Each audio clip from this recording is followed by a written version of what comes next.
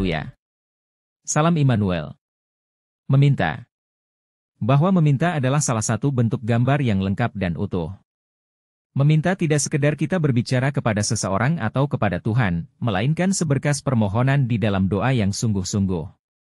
Di dalam setiap doa dan permohonan permintaan saudara mintalah dengan iman. Roma 14 ayat 23b. Oleh sebab itu marilah kita mendoakan yang menjadi bagian kita masing-masing dengan sungguh-sungguh. Kita kembali lagi berbicara tentang Elia bagaimana ia berdoa kepada Tuhan dengan bersungguh-sungguh, sehingga Tuhan mendengar dan menjawab doa Elia. Yakobus 5 ayat 17-18. Kita berbicara tentang otoritas, sesuai dengan apa yang tertulis dalam Matius 9 ayat 35. Demikianlah Yesus berkeliling ke semua kota dan desa, ia mengajar di rumah-rumah ibadah dan memberitakan Injil Kerajaan Sorga serta melenyapkan segala penyakit dan kelemahan. Di dalam kitab Matius 10 ayat 1, mengatakan, Yesus memanggil ke-12 muridnya dan memberikan kuasa kepada mereka untuk mengusir roh-roh jahat dan melenyapkan segala penyakit dan segala kelemahan.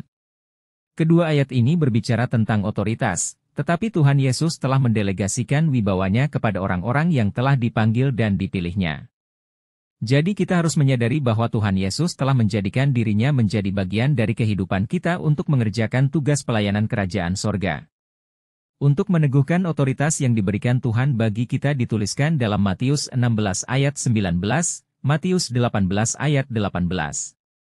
Di situ dikatakan, Aku berkata kepadamu, sesungguhnya apa yang kamu ikat di dunia ini akan terikat di sorga dan apa yang kamu lepaskan di dunia ini akan terlepas di sorga.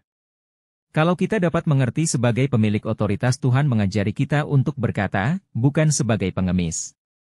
Kadang-kadang memang kalau kita bersandar dengan pengetahuan yang kita miliki tidak menyambung dengan Tuhan.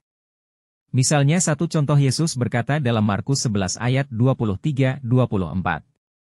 Aku berkata kepadamu sesungguhnya barang siapa berkata kepada gunung ini beranjaklah dan tercampaklah ke dalam laut asal tidak bimbang hatinya tetapi percaya bahwa apa yang dikatakannya itu akan terjadi maka hal itu akan terjadi baginya.